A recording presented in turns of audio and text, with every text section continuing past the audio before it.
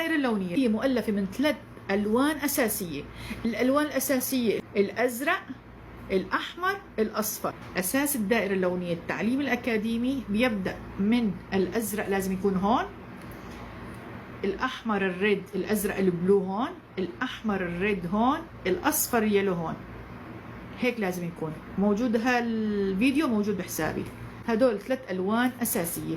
طيب احنا بدنا نطلع منهم 3 ألوان ثانوية. كيف بدنا نطلع منهم؟ صبايا، هالدائرة اللونية مو بس في الصبغات، في كل الألوان الموجودة في العالم كله، ألوان العالم كله، من أقمشة، من لبس، ايش بيخطر لكم؟ من عفش، كله هالالوان اللي بتشوفوه في العالم كله، هذا كله مستنبط من هالثلاث الوان اللي هي اساسيه، اللي هو الازرق البلو، الاحمر الريد، الاصفر اليلو. طيب احنا كيف بدنا نطلع منهم 3 الوان ثانيين؟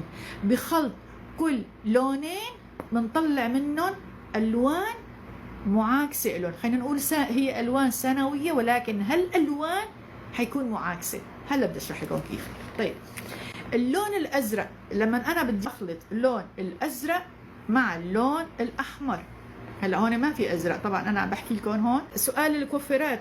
اذا انا خلطت بنسب متساويه من الازرق البلو مع الاحمر الريد بنسب متساويه، ايش بيعطيني لون ثانوي؟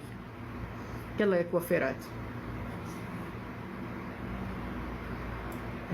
ايوه برافو.